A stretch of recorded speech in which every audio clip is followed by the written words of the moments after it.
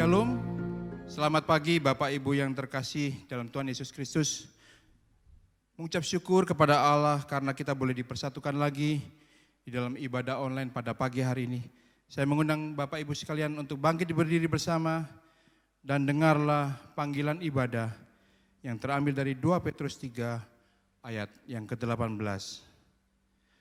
Tetapi bertumbuhlah dalam kasih karunia dan dalam pengenalan akan Tuhan dan Juru Selamat kita, Yesus Kristus. Baginya kemuliaan sekarang dan sampai selama-lamanya. Amin. Marilah Bapak Ibu sekalian, kita mengambil saat teduh untuk menyiapkan diri kita dan mengarahkan hati kita kepada Tuhan.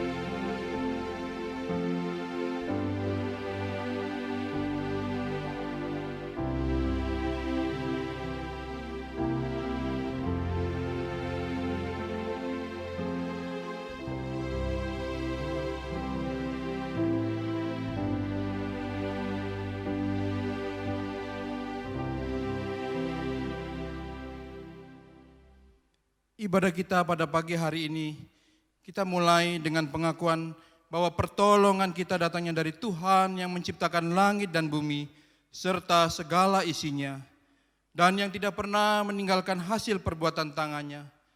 Turunlah atas kita sekalian kasih karunia dari Allah Bapa, Putra, dan Roh Kudus. Amin.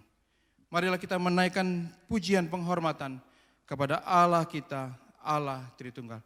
Hormat bagi Allah Bapa.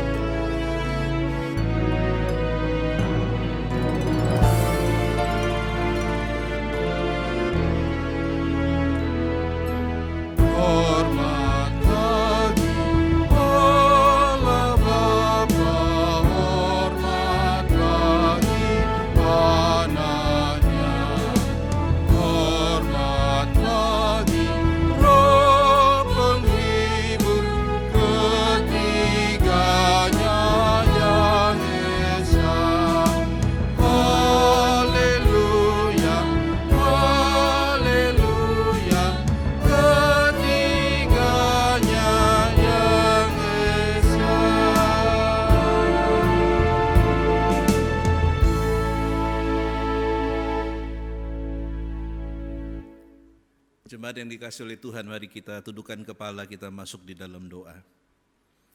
Bapa di surga yang kami sembah dalam nama Tuhan Yesus, kami mengucap syukur ya Tuhan, untuk satu minggu yang sudah kami lewati ya Tuhan. Ada banyak hal-hal yang kami lakukan yang mungkin menyimpang daripada firman Tuhan. Ampunilah kami ya Tuhan jika kami kurang mengasihi sesama kami.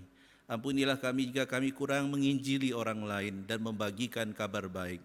Ampunilah kami ya Tuhan jika kami belum sungguh-sungguh menjadi saksi Tuhan yang memuliakan Tuhan. Oleh karena itu Tuhan, kami datang dengan kerendahan hati. Biarlah Engkau menilik hati kami ya Tuhan.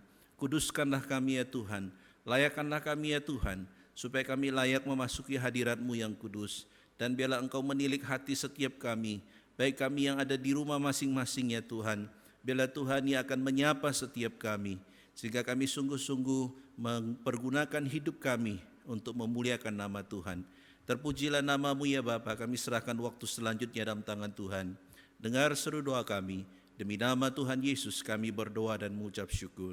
Amin.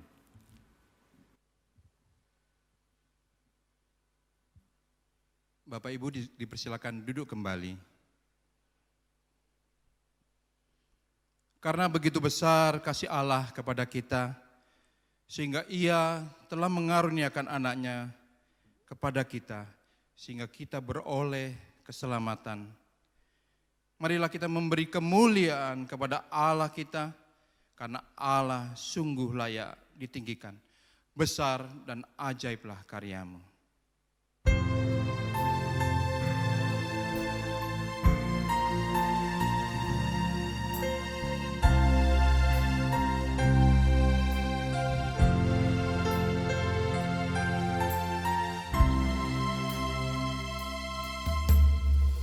Besar dan ajaiblah karyamu, adil dan benarlah jalanmu, Raja segala bangsa yang maha kuasa, mulia namamu. Besar dan ajaiblah karyamu, adil dan benarlah jalanmu, Raja segala bangsa yang maha kuasa, mulia namamu. Layaklah segala bangsa sujud kepadamu, sebab Kau Allah yang kudus, layak disembah. Layaklah segala bangsa sujud kepadamu, sebab Kau Allah yang kudus, layak disembah.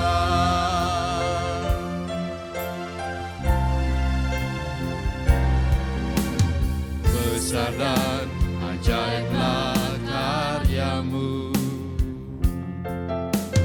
adil dan benarlah jalanmu,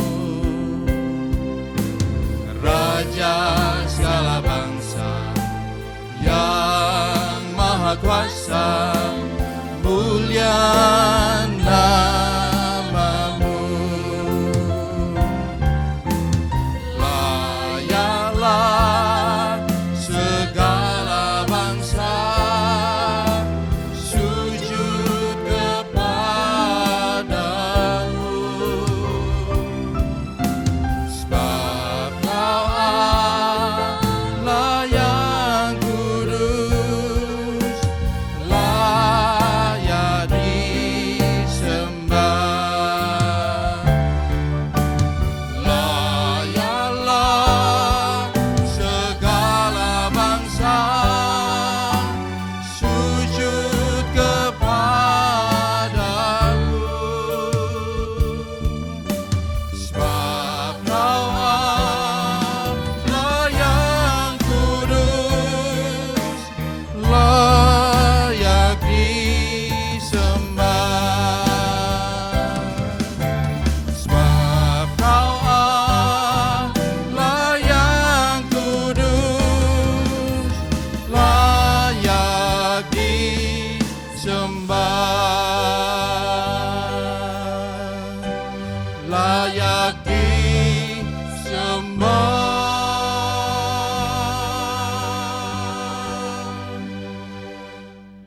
Biarlah segala kemuliaan hanya bagi nama Tuhan.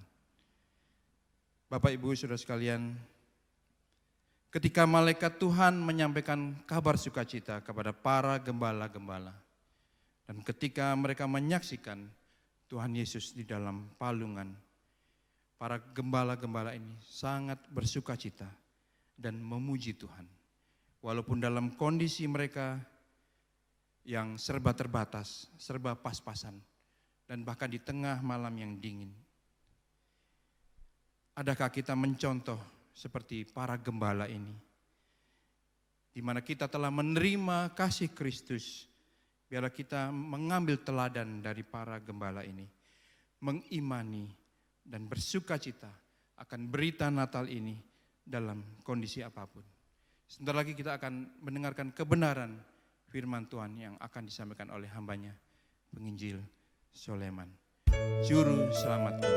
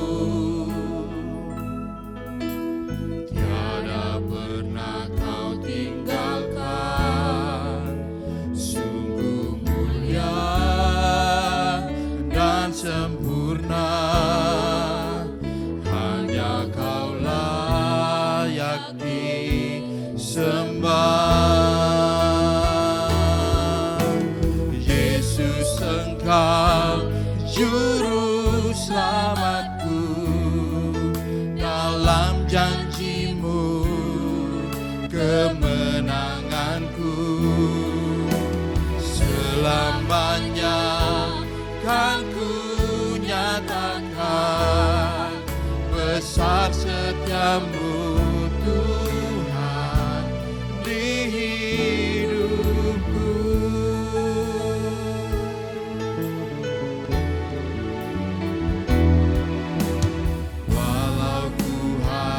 Berjalan dalam lembah kekelaman, perlindungan-Mu, oh Tuhan, nyatalah bagi hidupku. Tiada pernah sedetik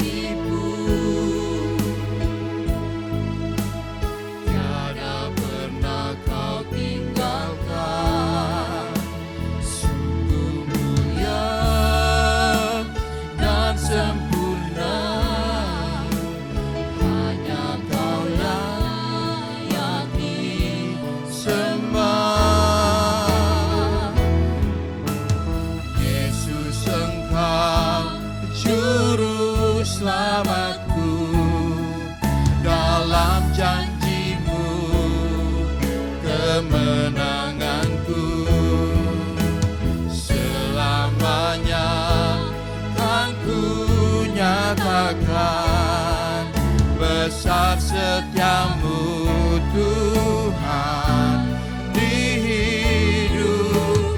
Yesus, Engkau juru selamatku, dalam janji-Mu kemenanganku, selamanya kan ku nyatakan besar setia-Mu Tuhan, besar setia-Mu Tuhan, besar setia-Mu Tuhan di hidupku.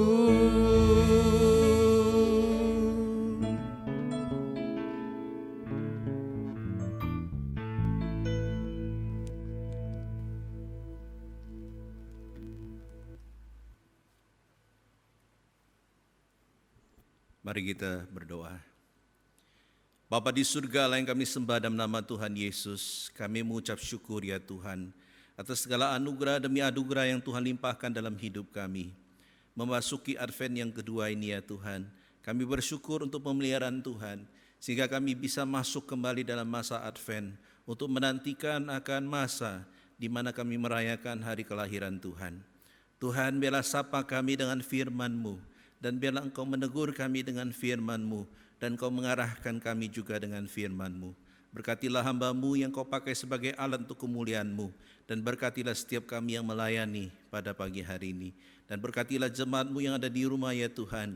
Bukakanlah hati mereka, singkapkanlah kebenaran, sehingga mereka juga sungguh-sungguh diberkati. Demi nama Tuhan Yesus kami berdoa dan mengucap syukur. Amin. Shalom Bapak Ibu yang dikasihi oleh Tuhan. Bersyukur untuk anugerah Tuhan pada minggu ini. Tidak terasa kita memasuki Advent yang kedua. Ya, kita lihat bahwa minggu ini kita telah menyalakan lilin yang kedua. Itu berarti kita memasuki Advent yang kedua. Ya. Advent artinya apa, saudara? Advent adalah masa di mana kita menantikan ya kelahiran daripada juru selamat itu ya. Meskipun juru selamat itu telah lahir tengah-tengah kita, tapi ini adalah sebuah petanda atau sebuah peringatan akan kelahiran Tuhan. Nah, pada pagi hari ini saudara yang kasih oleh Tuhan, saya akan mengajak saudara untuk merenungkan satu tema firman Tuhan, yaitu dalam masa Advent ini kita akan berbicara mengenai seri Yesus, saudara ya. Nah, saudara, pada Advent yang kedua kita akan membahas tema yaitu Yesus sumber sukacita sejati ya. Yesus sumber sukacita sejati. Nah, saudara yang kasih oleh Tuhan, mari kita buka firman Tuhan yang saya ambil dari Lukas pasal yang kedua. Kita akan membaca Lukas pasal yang kedua, ayat yang ke-10 dan ayat yang ke-11 ya, sebagai dasar atau ayat yang akan saya kupas pada pagi hari ini. Saya ajak saudara di rumah, ambil Alkitabmu, buka, dan kita akan baca, dan Bapak Ibu lihat bersama-sama di rumah. Lukas pasal yang kedua, ayat 10 sampai ayat yang ke-11. Demikian bunyi firman Tuhan. Lalu kata malaikat itu kepada mereka, "Jangan takut, sebab sesungguhnya aku memberitakan kepadamu kesukaan besar untuk seluruh bangsa. Hari ini telah lahir bagimu juru selamat, yaitu Kristus Tuhan di kota Daud." Saya akan bacakan sekali lagi ya. Lalu kata malaikat itu kepada mereka, "Jangan takut, sebab sesungguhnya aku memberitakan kepadamu kesukaan besar untuk seluruh bangsa. Hari ini telah lahir bagimu juru selamat, yaitu Kristus Tuhan di kota Daud." Nah, saudara yang kasih oleh Tuhan, tema kita adalah Yesus sumber sukacita sejati ya. Jadi kata kuncinya adalah sukacita ya yang sejati. Nah, saudara, kalau saya bertanya kepada saudara ya, kira-kira di dunia ini negara manakah yang paling bahagia di muka bumi ya? Negara manakah yang disebut sebagai negara yang paling berbahagia di muka bumi ya? Nah, saudara, untuk menemukan jawabannya saya coba searching saudara ya, dan saya menemukan satu fakta ya saudara. Saya ambil dari Kompas saudara ya. Manakah negara yang paling bahagia di dunia? Nah, saudara, kaget saya menemukan karena negara yang paling bahagia di muka bumi ini ada 3 negara saudara ya. Yang pertama adalah Costa Rica, yang kedua Kolombia, dan yang ketiga adalah Vietnam ya. Nah, saudara, Indonesia urutan keberapa? Dikatakan Indonesia adalah urutan ke-15, lumayan saudara ya. Karena Amerika di urutan 105 ya. Jadi Amerika itu tidak bahagia, Kanada urutan 65, Spanyol 62, Australia 76 ya, dan Jerman 47. Artinya begini saudara ya, negara yang disebut berbahagia itu artinya negara yang di dalamnya tidak banyak tekanan begitu ya. Makanya saudara tidak heran kalau di Indonesia kita dapat menemukan ya banyak abang-abang becak ya. Saya masih ingat ketika saya kuliah di Malang, di depan kampus itu ada abang-abang becak yang suka tidur di dalam becaknya. Jadi dia tinggal di dalam becaknya. Saudara tahu bahwa untuk bisa tidur di dalam becak itu perlu keahlian khusus saudara ya, karena badan kita itu harus ditekuk begitu. Nah, saudara, saking terbiasanya, biasanya mereka tidur di becak itu dengan begitu nyenyak sampai ngorok saudara ya. Artinya apa saudara yang kasih oleh Tuhan? Meskipun tidur di becak mereka bahagia saudara ya. Itu berarti kebahagiaan bukan diukur daripada materi, saudara yang kasih oleh Tuhan. Bukan diukur daripada apa yang dimiliki, saudara yang kasih oleh Tuhan. Oleh karena itu, mari kita akan melihat kebenaran firman Tuhan. Di sini akan mengupas mengenai kebahagiaan yang sejati, sukacita yang sejati itu apa ya, atau bagaimana begitu ya. Atau kita akan melihat bagian ini dengan mempertanyakan atau satu pertanyaannya, mengapa Tuhan Yesus yang adalah Mesias itu disebut sebagai sumber sukacita yang sejati ya. Sumber itu artinya bahwa dari dialah berasal sukacita itu. Kalau sudah memperhatikan dalam bagian ini saudara ya, saya akan membagi ini dalam dua jawaban saudara ya. Jawaban yang pertama adalah di dalam ayat yang ke-10 dikatakan karena kelahiran Kristus mengubah ketakutan menjadi sukacita. Kok bisa saudara ya? Kalau sudah membaca ayat 10 dikatakan kata atau perkataan yang keluar paling awal ya ketika malaikat itu bertemu dengan para gembala adalah apa saudara? Jangan takut saudara. Wah, ketika saya mempersiapkan firman Tuhan ini saya kaget saudara.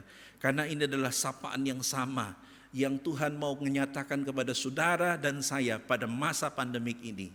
Firman Tuhan mengatakan jangan takut saudara yang kasih oleh Tuhan. Kerap kali kadangkala kita tanpa sadar kita hidup dalam ketakutan. Sehingga kita mulai menjadi orang yang mulai mungkin karena ketakutan kita. Lalu kita mulai memikirkan yang buruk, memikirkan sesuatu yang negatif saudara yang kasih oleh Tuhan. Oleh karena itu dalam bagian ini kita akan melihat apa maksudnya ya. Mengapa kelahiran Kristus itu bisa mengubah ketakutan menjadi sukacita. Kalau sudah lihat ya, kata yang dipakai di situ ya, kesukaan besar seperti yang dikatakan oleh malaikat adalah satu kata yang dipakai adalah megan kara ya. Megan itu dari kata mega begitu ya, besar ya, great. Kemudian kara itu dari kata joy atau sukacita ya. Jadi kalau diartikan adalah suatu sukacita yang besar, suatu sukacita yang tak terlukiskan begitu ya. Nah saudara, ketika malaikat menyatakan bagian ini, dia ingin mengatakan bahwa telah terjadi satu perubahan ketika Yesus lahir.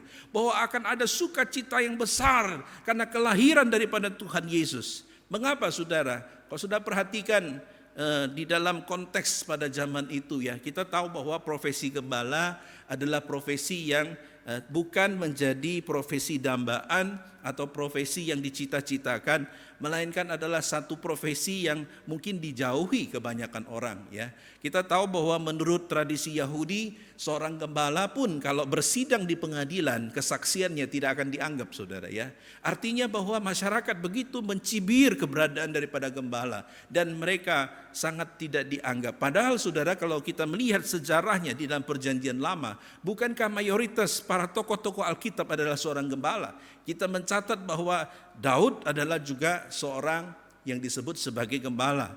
Musa adalah juga seorang yang 40 tahun mengabdikan dirinya sebagai gembala sebelum dia menjadi pemimpin bangsa Israel. Dan bahkan banyak tokoh-tokoh lainnya adalah seorang gembala. Tapi saudara, masuk di dalam perjanjian baru, profesi gembala ini akhirnya menjadi sesuatu yang dianggap rendah saudara ya.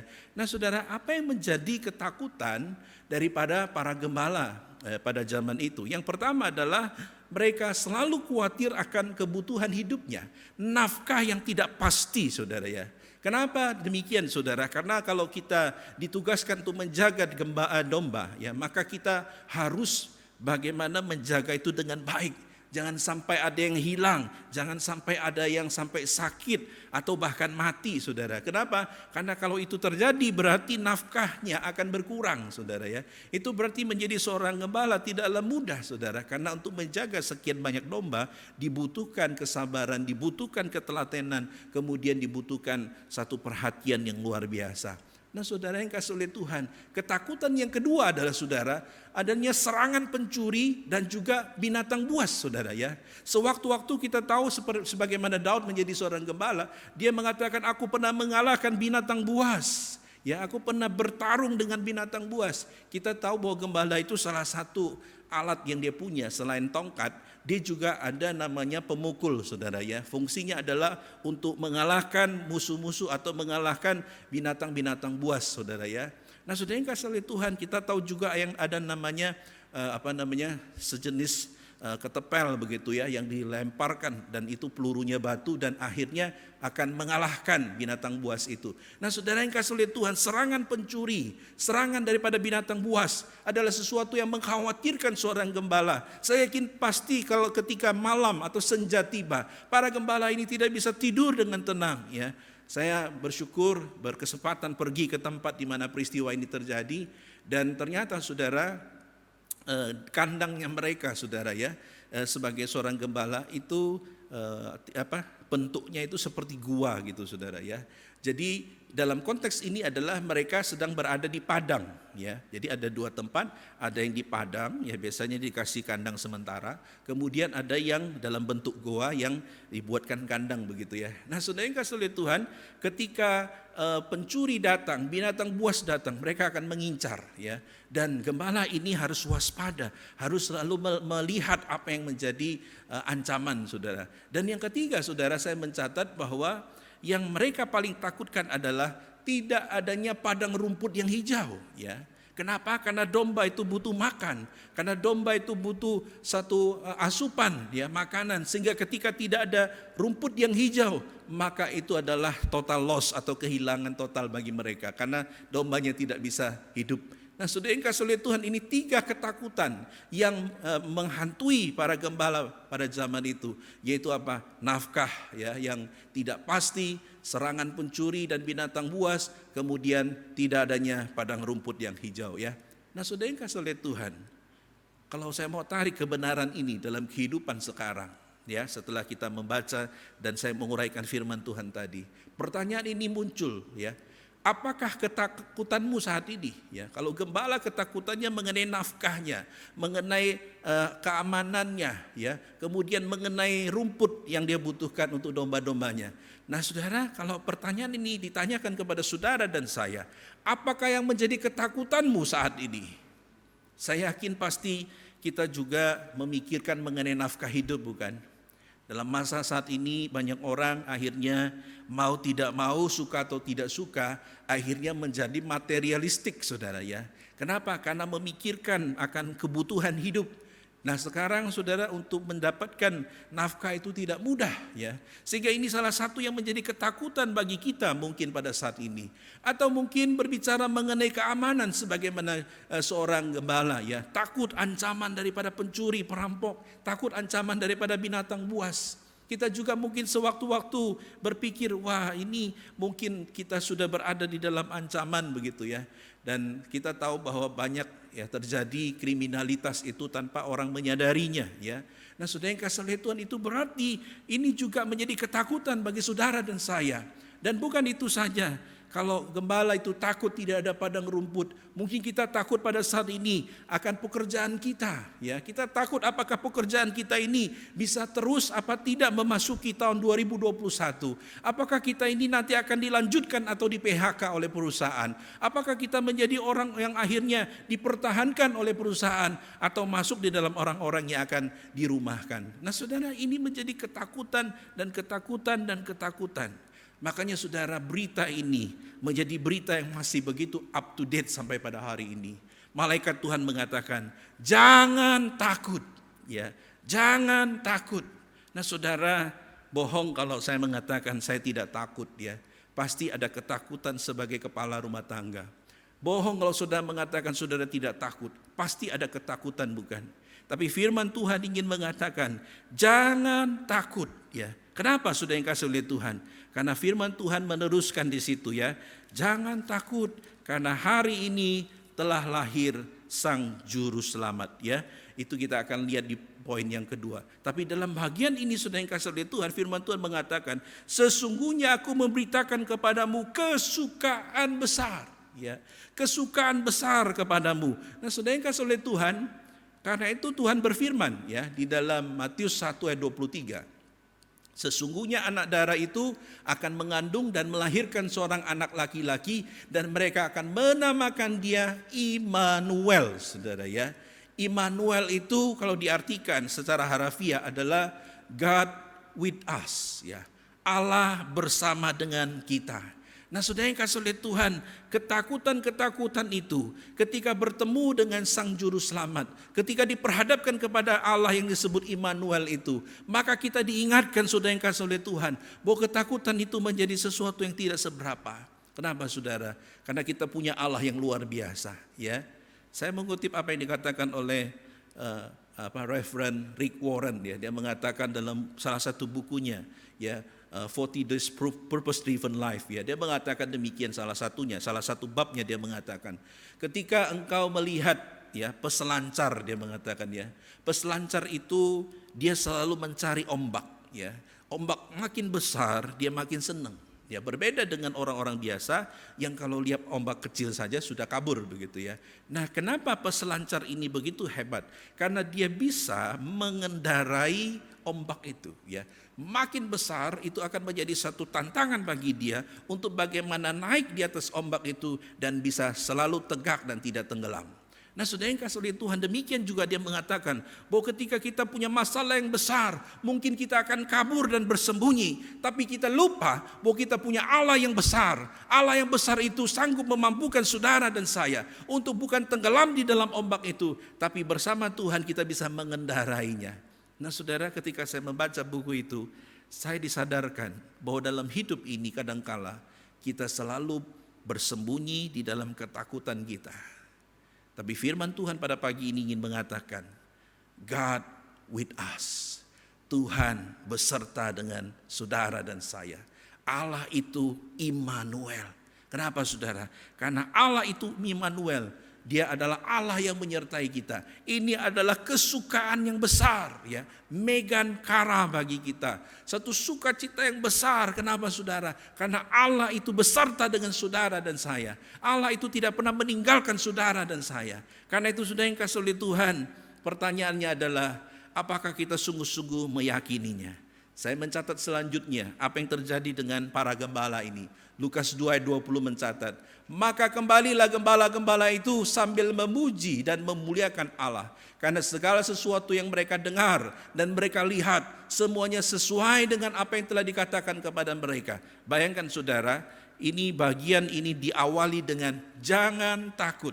Ya, ketakutan yang besar. Tapi ketika para gembala itu, Alkitab katakan setelah dengar berita kelahiran dari malaikat, mereka cepat-cepat pergi menuju ke tempat kelahiran Tuhan Yesus.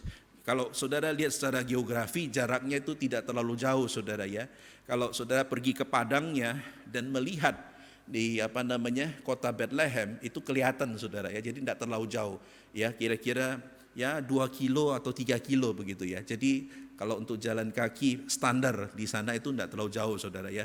Itu berarti saudara yang kasih oleh Tuhan, ketika mereka bertemu dengan juru selamat itu, apa yang terjadi dalam hidup mereka? Alkitab katakan mereka memuji Tuhan. Dari yang ketakutan akhirnya menjadi memuji Tuhan, ya, dan memuliakan Allah, ya. Kita tahu bahwa profesi sebagai gembala adalah profesi yang akrab dengan musik-musik, ya, dengan alat musik dan dengan puji-pujian. Tapi mereka tidak umum itu memuji Tuhan, ya, artinya kerap kali mungkin lagu-lagu biasa. Tapi Alkitab mencatat ketika mereka bertemu dengan juru selamat itu, dikatakan ketakutan mereka menjadi sirna. Yang ada hanyalah pujian, pujian dan pujian kepada Allah. Dia memuliakan Allah. Kenapa? Karena hatinya telah diubahkan. Karena hatinya telah disentuh oleh juru selamat itu. Nah saudara yang kasih oleh Tuhan, kenapa hati kita menjadi begitu khawatir dan takut? Mengapa kita begitu gentar menghadapi kondisi sekarang? Jawabannya adalah mungkin karena kita belum sungguh-sungguh membuka hati kita untuk membiarkan Tuhan itu bekerja. Mungkin yang ada dari mulut kita bukan pujian, tapi mungkin umpatan kepada Tuhan, sambatan kepada Tuhan, bahkan makian kepada orang. Saya mau katakan saudara yang kasih oleh Tuhan, mari belajar dari gembala. Mereka dalam ketakutan bertemu dengan Tuhan.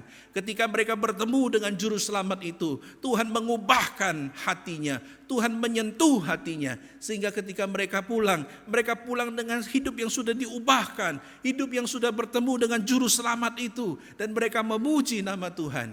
Saudara, permisi tanya, apakah menjelang masa Natal ini hatimu masih diwarnai oleh ketakutan? Apakah ketakutan demi ketakutan tetap mengikuti hidupmu? Ingatlah, Tuhan Yesus adalah sumber sukacita yang sejati. Kenapa? Karena firman Tuhan mengatakan ketika bertemu dengan Tuhan Yesus, maka hidup daripada para gembala diubahkan. Nah, saudara yang kasih oleh Tuhan, ini sangat penting saudara ya. Kenapa? Karena kalau kita mengakhiri tahun ini dengan kesedihan, dengan ketakutan, maka kita akan memulai fondasi tahun depan dengan satu fondasi yang begitu rapuh saudara. Kenapa? Karena kita tidak menikmati kehidupan ini. Nah, saudara yang kasih oleh Tuhan, saya tertarik dengan kisah hidup daripada Vincent van Gogh ya. Ini adalah pelukis yang sangat terkenal. Pada tahun 1990 ya, rekor dunia mencatat bahwa lukisannya yang berjudul Potret Dr. Gadget ini ya. Jadi fotonya atau lukisannya seperti itu dilelang di Balai Lelang Christie ya, dan laku 1,1 triliun rupiah saudara ya. 1,1 triliun rupiah. Dan yang membuat sedih adalah saudara, selama hidupnya Vincent van Gogh itu tidak seindah lukisannya saudara ya. Jadi Vincent van Gogh itu adalah seorang yang hidupnya itu selalu diwarnai dengan kesedihan dan ketakutan. Dia menulis satu kutipan ya, quotes ya. Dia mengatakan, "The sadness will last forever." Ya, dia ingin mengatakan kesedihan itu akan berlangsung atau bertahan selamanya. The sadness will last forever. Kenapa saudara? Karena Vincent van Gogh ini dalam kehidupannya selalu mengalami kegagalan, selalu mengalami penolakan. Ya, dia pernah senang dengan seseorang dan berencana untuk menikahinya, tapi orang itu akhirnya menolak dia, dan akhirnya Vincent ini menjadi begitu stres. Dia pernah dirawat di rumah sakit jiwa, dan dalam sejarah hidupnya dicatat dia meninggal dalam usia yang masih muda, 37 tahun ya. Pada tanggal 29 Juli 1890. Dia mati di dalam depresi saudara ya. Dia mati ketika suatu saat tiba-tiba dia datang ke rumah adiknya ya. Adiknya namanya Theo van Gogh ya. Ketika dia datang ke adiknya, dia sedang memegang dadanya saudara ya. Dan ketika dia memegang dadanya, adiknya melihat ternyata di situ ada darah saudara. Dan ketika dibuka itu ada peluru di dalamnya ya. Nah, memang ada kontra ya tentang kematian. Ada yang mengatakan dia bunuh diri, menembak dirinya. Tapi ketika kasus ini diangkat lagi pada tahun 2012, dikatakan bahwa dia ditembak dari jarak jauh karena itu peluru dari jarak jauh. Kita tidak membahas mengenai perdebatan ini, tapi saya ingin memfokuskan apa yang Vincent katakan. The sadness will last forever ya. Jadi dia seolah-olah merasakan hidupnya hanya ada kesedihan, kesedihan dan kesedihan, ketakutan dan ketakutan. Seolah-olah dia tidak punya hak untuk menikmati kebahagiaan, seolah-olah dia tidak punya hak untuk menikmati sukacita. Oh saudara, selama hidupnya dia menghasilkan 3.000 sekian lukisan, dan tidak hanya ada satu yang terjual saudara ya. Jadi di antara 3.000 lukisan lebih ya saudara, yang terjual selama hidupnya hanya ada satu saudara. Itu pun orang beli tidak seberapa. Lalu ketika dia meninggal 1890, wah saudara, lalu booming lukisannya sehingga dicari di mana-mana sampai pada saat ini. Saudara yang kasih oleh Tuhan, dia tidak sempat menikmati. Kenapa saudara? Karena hidupnya diwarnai dengan kesedihan, kesedihan, dan kesedihan. Saudara yang kasih oleh Tuhan, bukankah hidup kita mungkin jauh lebih baik dari Vincent van Gogh ya? Kita mungkin tidak mewarnai hidup kita dengan kesedihan dan ketakutan, tapi kita mungkin kadangkala bisa sedih dan takut. Cuma permasalahannya adalah saudara, apakah engkau sudah membiarkan ya Immanuel itu ya, bahwa Immanuel itu hadir di tengah-tengah saudara dan membiarkan Allah Immanuel itu menyertai saudara, mengubahkan hati saudara, mengubahkan hidup saudara, sehingga ketakutan itu, kesedihan itu diubah menjadi sukacita. Nah, saudara yang kasih oleh Tuhan, saya yakin ini sangat perlu saudara ya. Kenapa? Karena dalam konteks masa sekarang ini kita sangat membutuhkan anugerah Tuhan. Nah saudara, yang kedua, saya dapat menemukan poin yang kedua saudara ya. Ketika membahas bagian ini, Mengapa Yesus itu disebut sebagai sumber sukacita yang sejati, saudara ya? Di dalam ayat 11 mengatakan demikian ya. Saya akan bacakan buat saudara. Lukas 2 ayat yang ke-11. Hari ini telah lahir bagimu juru selamat, yaitu Kristus Tuhan di kota Daud, saudara ya.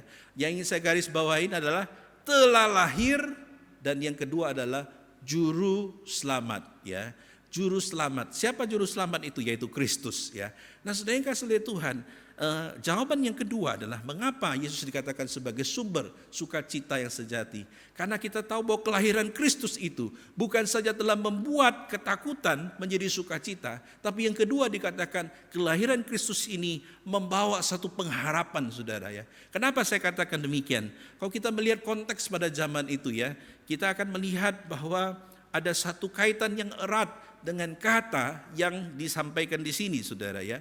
Ketika kita membahas mengenai juru selamat ya, atau soter di dalam bahasa aslinya, itu mengandung 3 makna, saudara ya. Makna yang pertama adalah savior ya. Savior itu artinya penyelamat ya, atau boleh diartikan juru selamat. Yang kedua adalah deliverer ya, seorang yang mengirim atau pengirim begitu ya. Dan yang ketiga ada preserver atau pelindung, saudara ya. Sehingga kalau 3 makna ini ya kita jadikan menjadi satu kebenaran, maka dapat diartikan adalah, saudara, telah lahir seorang penyelamat yang akan mengirim mereka, yaitu umat Tuhan, dari ketakutan dan penderitaan. Dan dialah yang akan melindungi umatnya ya. Artinya apa, saudara? Telah lahir seorang juru selamat yang akan mengirim mereka untuk keluar dari ketakutan dan penderitaan, dan dialah yang akan melindungi umatnya. Mungkin saudara bertanya, kenapa kok dia akan membebaskan atau mengirim mereka keluar? Kita tahu bahwa konteksnya pada zaman itu adalah bangsa Israel sedang berada di dalam penjajahan Romawi. Kita tahu bahwa mereka hidup tidak bisa bebas, saudara ya. Mereka harus membayar pajak kepada kaisar. Mereka harus patuh kepada hukum-hukum yang sudah diatur oleh Romawi. Nah, saudara yang kasih oleh Tuhan, memang hidup di bawah penjajahan itu tidak enak ya. Sehingga yang terjadi adalah mereka berada dalam kondisi yang tidak enak pula. Nah, saudara yang kasih oleh Tuhan, kondisi yang pertama ini mengharuskan mereka untuk menjadi seolah-olah budak di daerah mereka sendiri ya.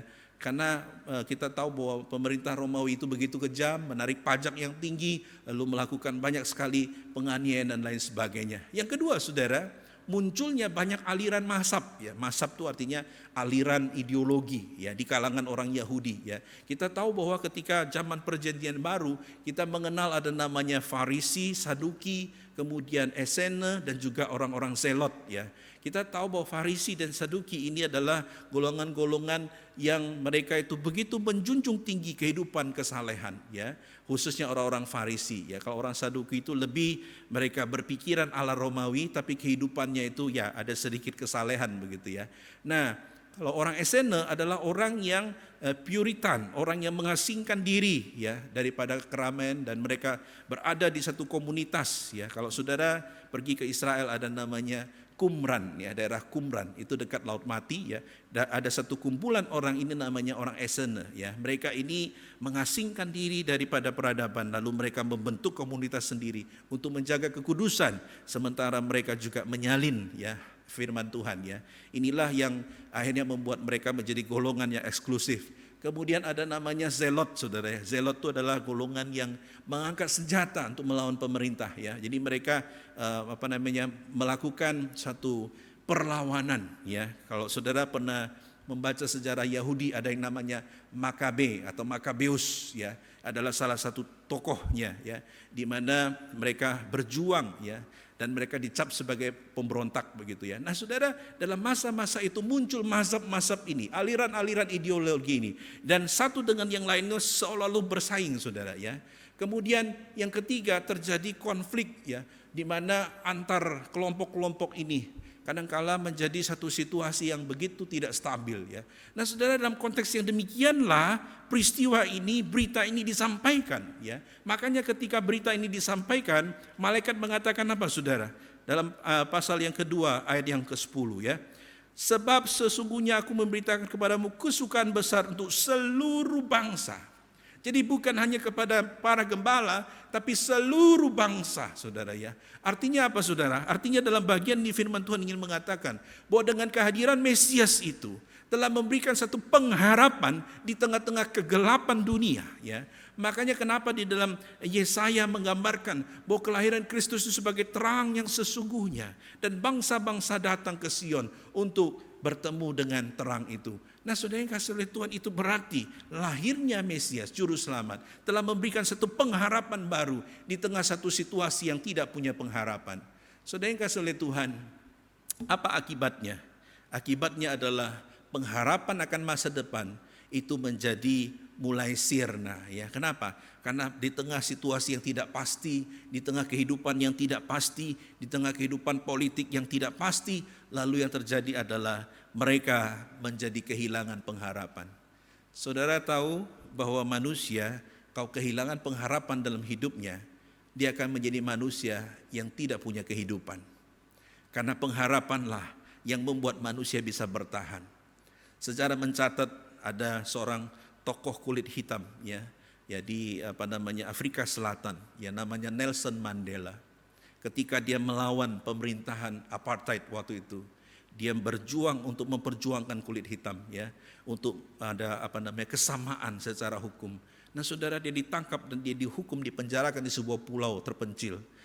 Puluhan tahun dia di situ, saudara yang kasih oleh Tuhan. Nah, yang terjadi adalah ketika terjadi perubahan, ya, politik, lalu kemudian dia dilepaskan dan dia akhirnya menjadi pemimpin Afrika Selatan, menjadi presiden, dan sejarah mencatat sesuatu yang luar biasa, ya. Nah, ketika diwawancara, saudara, wartawan itu menanyakan, ya, Pak Nelson Mandela, engkau sekian puluh tahun di penjara di pulau terpencil, apakah engkau tidak pernah putus asa? Lalu dia mengatakan, sesuatu atau satu hal yang membuat saya bisa bertahan sekian puluh tahun adalah pengharapan, ya. Hope, satu pengharapan. Pengharapan bahwa suatu saat Afrika Selatan akan berubah. Pengharapan bahwa suatu saat akan terjadi equality, ya, orang kulit hitam dan kulit putih itu sama. Nah, saudara yang kasih oleh Tuhan, dia mengatakan setiap kali dia susah, dia ingat pengharapan itu, maka dia kuat kembali. Nah, saudara, itu berarti kalau saudara dan saya sudah tidak punya pengharapan, sudah tidak ada harapan kita, maka kita akan menjadi orang yang sudah mati sebelum waktunya. Nah, karena itu saudara yang kasih oleh Tuhan, lihatlah kepada kebenaran firman Tuhan. Bangsa Israel berada di dalam penindasan, bangsa Israel berada di dalam jajahan, mereka di dalam kondisi yang tidak mengenakan. Tapi terang itu, sukacita itu hadir tengah-tengah mereka, dan kesukaan besar itu diberitakan kepada mereka, dan kemudian membuahkan pengharapan yang besar pula. Nah, saudara yang kasih oleh Tuhan, apakah saat ini pengharapanmu mulai sirna? Apakah karena kesulitan hidup yang kau alami, engkau menjadi mulai merasakan bahwa Tuhan, cukup sampai di sini? Mungkin saudara berkata, Tuhan, aku sudah tidak sanggup lagi. Saya mau katakan, saudara, masih ada pengharapan di dalam Tuhan. Masih ada kesempatan pengharapan dalam Yesus Kristus. Karena Tuhan Yesus mati bagi saudara dan saya, supaya kita yang tidak punya pengharapan mendapatkan pengharapan yang sesungguhnya. Supaya kita yang hidup dalam ketakutan menjadi penuh sukacita di dalam Dia. Karena itu saudara yang kasih oleh Tuhan, sekali lagi saya mau katakan, ada pengharapan di dalam Yesus Kristus. Karena Dia adalah Allah Immanuel itu, yang Dia akan menyertai saudara dan saya. Oleh karena itu saudara yang kasih oleh Tuhan, bangkitlah daripada masa-masa di mana engkau putus asa. Ingatlah bahwa Tuhan masih mau melibatkan engkau dalam rencana besarnya. Karena itu saudara yang kasih oleh Tuhan, jangan pernah putus asa. Nah, saudara yang kasih oleh Tuhan, itulah kenapa kalau kita membaca selanjutnya, ya, kelahiran Yesus Kristus menjadi sesuatu yang memberikan harapan baru bagi umat Tuhan, ya. Kita tahu bahwa Yesus kemudian memang ada yang menyalahartikan, ya. Mereka berpikir bahwa Yesus akan memerintah sebagai raja dan akan menggulingkan pemerintahan Romawi, ya. Tapi sebenarnya Yesus datang sebagai raja secara rohani, ya.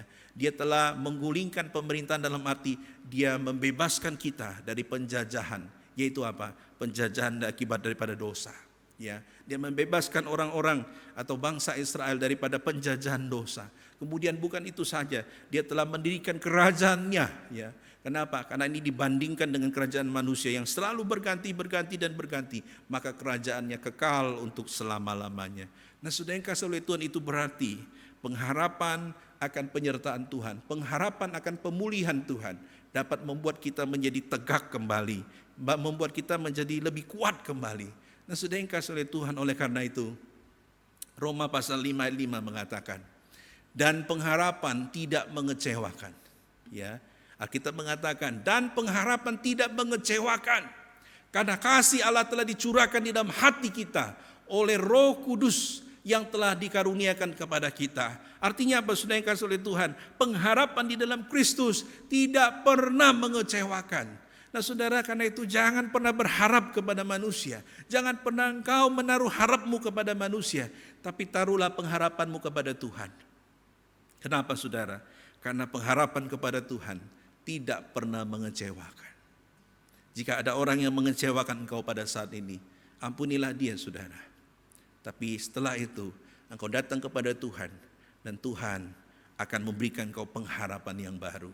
Nah saudara yang kasih oleh Tuhan, saya tidak akan panjang lebar, tapi saya akan menutup khotbah ini dengan satu kesimpulan. Ya, jika saat ini hidupmu kehilangan pengharapan, datanglah pada Yesus. Dia akan memberikan kekuatan dan anugerah kepada engkau. Kenapa saudara? Karena dialah Sang Immanuel itu, God with us. Allah menyertai saudara dan saya. Karena itu saudara, taruh dia menjadi prioritas hidupmu. Jadikan dia pengharapan satu-satunya. Maka dia pasti tidak akan mengecewakan hidupmu. Dan sukacita itu akan memancar keluar. Kenapa saudara? Karena kita telah bersama dengan sumber sukacita itu. Pertanyaannya sekarang adalah, maukah saudara menerima pengharapan itu, menghidupi pengharapan itu, dan bersukacita hanya di dalam Yesus Kristus? Mari kita berdoa. Bapa di surga, ampuni kami ya Tuhan, jika di Advent yang kedua ini, dalam masa penantian kami di hari kelahiran-Mu, hati kami masih diwarnai dengan keraguan, hati kami masih diwarnai dengan ketakutan, hati kami masih diwarnai dengan kesedihan. Ajar kami ya Tuhan untuk menaruh harap kami kepada Tuhan. Ajar kami untuk meyakini bahwa Allah Immanuel itu, Allah yang menyertai kami itu, akan selalu memberikan dan mengubah ketakutan kami menjadi sukacita. Allah Immanuel itu akan sungguh-sungguh memberikan pengharapan baru kepada setiap kami, kepada Juru Selamat yang akan mengirim kami keluar daripada segala permasalahan-permasalahan kehidupan kami, menuju kepada satu kesejahteraan dan aman dalam lindungan Tuhan. Karena itu ya Tuhan, kami serahkan setiap kami, baik jemaat-Mu yang ada di rumah. Kami berdoa Tuhan, mungkin saat ini mereka sedang bergumul dalam hidup mereka. Mungkin pengharapan mereka mulai sirna. Mungkin mereka berharap kepada manusia dan menjadi kecewa. Atau mungkin mereka berada dalam ketakutan yang luar biasa.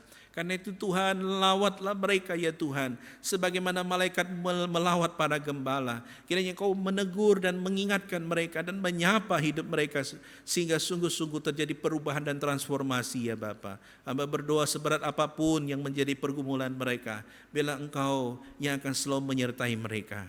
Terpujilah nama-Mu ya Bapa. Dengar doa kami, demi nama Tuhan Yesus kami berdoa. Bapak Ibu, mari kita akan mendoakan untuk doa syafaat pada pagi ini. Mari kita berdoa kembali. Bapa di surga, Allah yang kami sembah dalam nama Tuhan Yesus, pada saat ini kami berdoa menyerahkan untuk bangsa dan negara kami ke dalam tangan Tuhan. Tak henti-hentinya ya Tuhan kami berdoa, biarlah Tuhan memberkati untuk para medis, untuk tenaga medis yang sedang berjuang di garis depan, di dalam membantu rekan-rekan atau setiap anak bangsa yang terkontaminasi oleh COVID-19. Kami berdoa ya Tuhan, biarlah Engkau memberikan kekuatan, memberikan kesehatan, memberikan sukacita. Mungkin ada di antara mereka yang sudah lama tidak bertemu dengan keluarga mereka. Tuhan, biarlah Engkau berbelas kasihan ya Tuhan. Engkau memberikan sejahtera, Engkau memberikan, dan mungkin ada ketakutan dalam diri mereka ya Tuhan. Biar Kau ubahkan ya Tuhan, ketakutan itu menjadi sukacita yang besar. Dan kami berdoa biarlah Tuhan juga memberkati penghidupan mereka, segala kebutuhan mereka kami serahkan dalam tangan Tuhan. Hamba juga khusus ingin mendoakan pada pagi hari ini untuk setiap jemaat kami yang mungkin sedang berada dalam pergumulan yang berat. Mungkin sebagaimana firman Tuhan katakan tadi, mereka berada dalam kondisi yang ketakutan dan penuh dengan kesedihan. Dan mungkin sudah mulai putus asa ya Tuhan. Hamba berdoa bila Engkau menyatakan diri kepada mereka ya Tuhan. Engkau angkat mereka kembali, Engkau topang mereka kembali, Engkau ingatkan mereka kembali untuk berada kembali di jalan-Mu ya Tuhan. Kami serahkan juga Tuhan, berikan pengharapan yang kuat bagi mereka, sehingga pengharapan kepada Kristus itu tidak akan mengecewakan setiap mereka, dan itu akan memberikan kekuatan yang baru bagi mereka.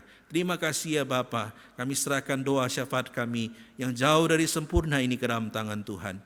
Dengar seru doa kami, demi nama Tuhan Yesus kami berdoa dan mengucap syukur. Haleluya, amin. Tuhan Yesus memberkati.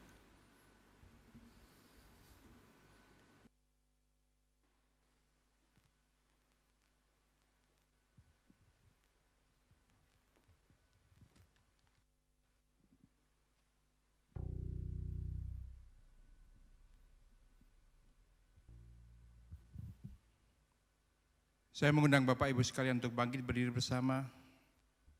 Marilah kita bersama seluruh gereja di segala zaman, kita mengikrarkan pengakuan iman rasuli yang berbunyi demikian. Aku percaya kepada Allah, Bapa yang Maha Kuasa, Khalik langit dan bumi, dan kepada Yesus Kristus, Anaknya yang tunggal, Tuhan kita, yang dikandung dari Roh Kudus, lahir dari anak darah Maria, yang menderita sengsara di bawah pemerintahan Pontius Pilatus, disalibkan, mati dan dikuburkan, turun ke dalam kerajaan maut. Pada hari yang ketiga, bangkit pula dari antara orang mati, naik ke surga, duduk di sebelah kanan Allah, Bapa yang Maha Kuasa. Dan dari sana Ia akan datang untuk menghakimi orang yang hidup dan yang mati. Aku percaya kepada Roh Kudus, gereja yang kudus dan am, persekutuan orang kudus, pengampunan dosa, kebangkitan tubuh, dan hidup yang kekal. Amin. Bapak Ibu dipersilakan duduk kembali.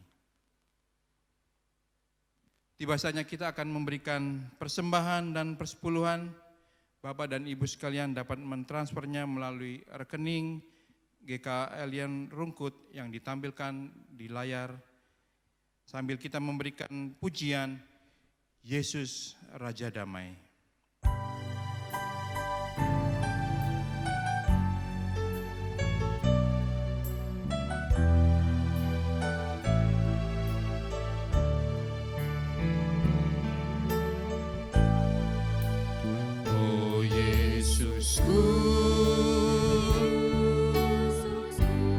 Engkaulah Raja Damai,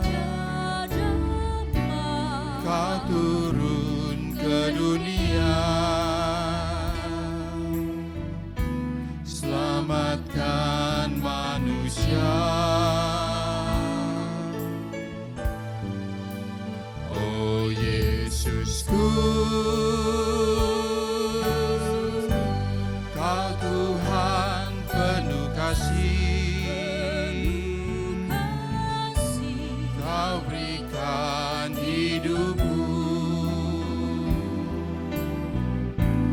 untuk tebus dosaku. Kaulah Allah yang kupuji, Kaulah Yesus yang kusembah. Kemuliaan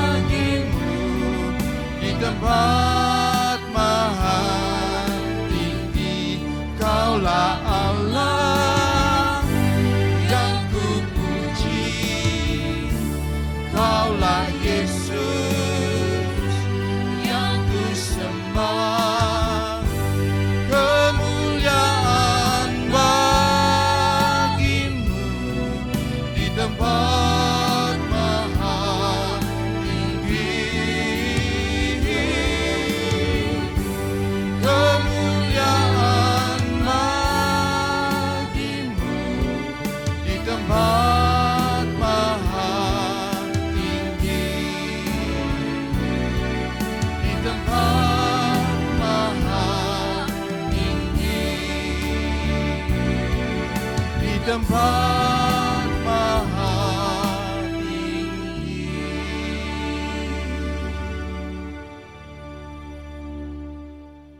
Mari kita masuk di dalam doa persembahan.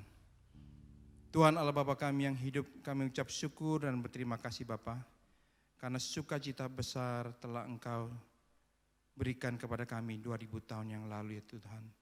Engkau adalah juru selamat kami ya Bapa. Biarlah itu boleh sepadan dengan hidup kami Tuhan. Biarlah hidup kami hanya selalu memandang kepadamu ya Tuhan. Engkaulah sumber pengharapan kami ya Bapa. Tuhan, kami mengucap syukur untuk persembahan dan persepuluhan yang telah terkumpul. Biarlah Engkau memakai semua persembahan dan persepuluhan ini seturut dengan kehendak-Mu Bapa. Biarlah dana yang telah terkumpul ini menjadi bau-bauan yang harum di hadapan-Mu untuk dipakai oleh pengurus guna perluasan kerajaan-Mu ya Bapa. Terima kasih ya Tuhan, dengarlah doa kami yang jauh daripada sempurna ini. Amin. Biarlah segala pujian, penghormatan, dan kemuliaan kita berikan kepada Allah kita, Allah Tritunggal. Doksologi.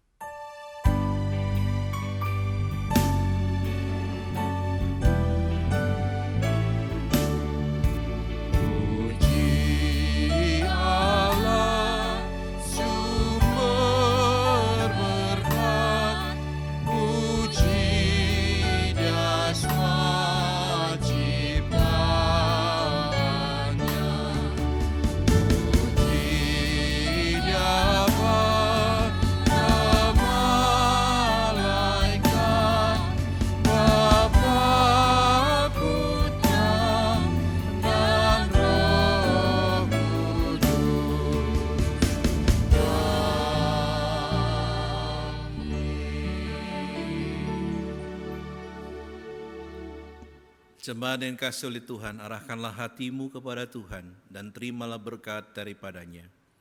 Kiranya kasih karunia daripada Allah Bapa, kekuatan dan penopangan dari Tuhan kita Yesus Kristus, anugerah dan penghiburan dari Allah Roh Kudus akan memampukan kita untuk sungguh-sungguh hidup dalam pengharapan kepada Tuhan dan senantiasa berpaut pada pengharapan dan sukacita itu mulai hari ini sampai selama-lamanya. Amin.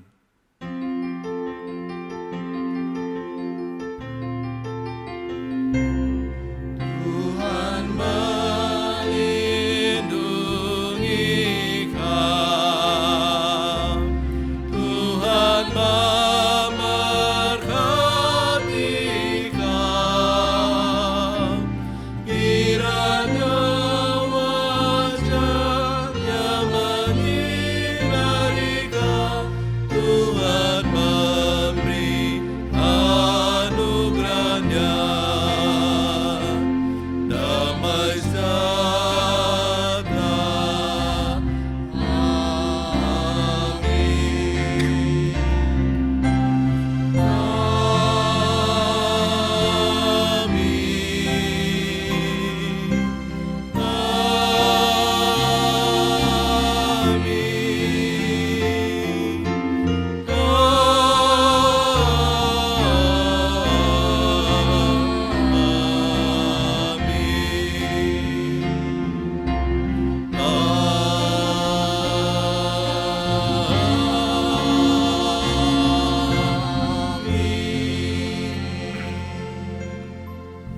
Jemaat dipersilakan duduk dan biarlah segala puji dan hormat dan kemuliaan kita kembalikan kepada Bapa di surga.